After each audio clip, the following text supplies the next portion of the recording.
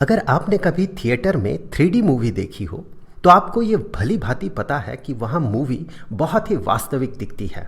मानो घटनाएं स्क्रीन यानी पर्दा में न होकर आपके बिल्कुल सामने घटित हो रही है। पर ऐसा कैसे हो सकता है? खेल तमाशा तो सारा पर्दे में ही हो रहा है। चलिए आज इसके पीछे का फिजिक्स जानते हैं। जब हम 3D मूवीज़ देखने जाते हैं तो हमें एक खास तरह का चश्मा पहनने के लिए दिया जाता है। इन्हें पोलरॉइड चश्मा कहा जाता है। आप अगर चश्मा उतार कर मूवी देखें तो आपको पर्दे पर हर चीज़ की दो दो इमेज यानी छवि नज़र आएगी। वैसे में मूवी धुंधली दिखती है, पर अगर चश्मे से देखा जाए तो हमें एक ही छवि दिखती है।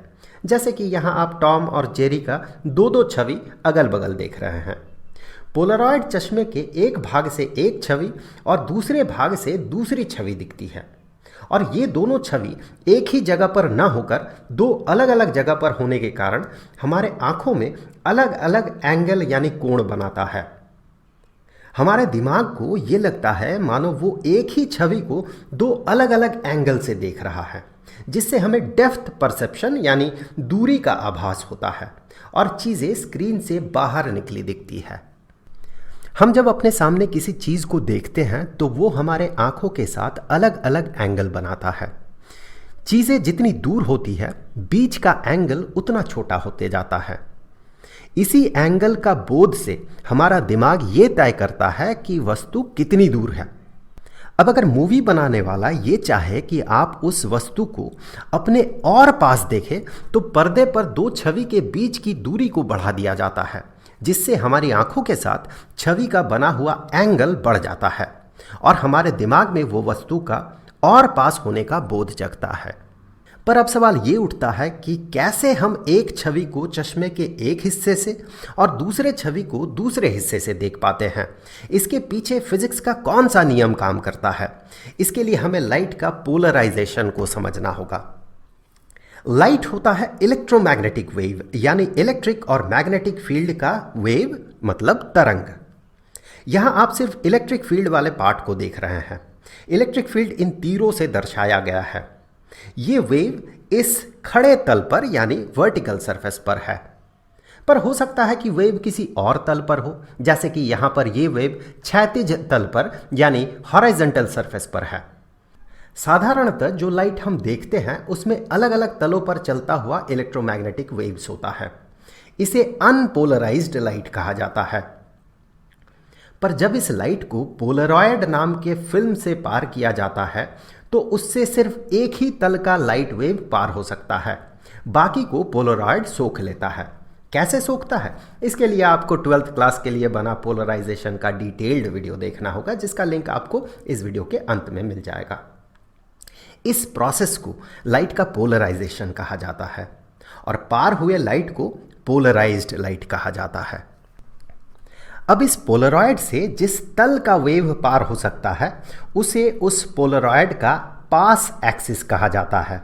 हम कह सकते हैं कि पास एक्सिस के दिशा में अगर किसी लाइट वेव का इलेक्ट्रिक फील्ड बने तो वो उस पोलरॉयड से पार हो सकता है, और अगर इलेक्ट्रिक फील्ड पास एक्सिस से लंबवत यानी परपेंडिकुलर हो तो वो लाइट वेव पार नहीं हो सकता। यहाँ देखिए दो पोलरॉइड्स हैं, दोनों का पास एक्सिस एक ही दिशा में है। जब कोई अनपोलराइज्ड लाइट पहले पोलरॉइड से पार होता है तो वो उसके पास एक्सिस के तल पर पोलराइज्ड हो जाता है।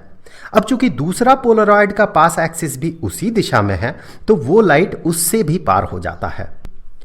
पर अगर हम दूसरे पोलरॉइड को 90 डिग्री मोड़ दें तो पास एक्सिस लाइट के इलेक्ट्रिक फील्ड के साथ परपेंडिकुलर हो जाएगा, तो वो लाइट आगे पार नहीं हो सकता।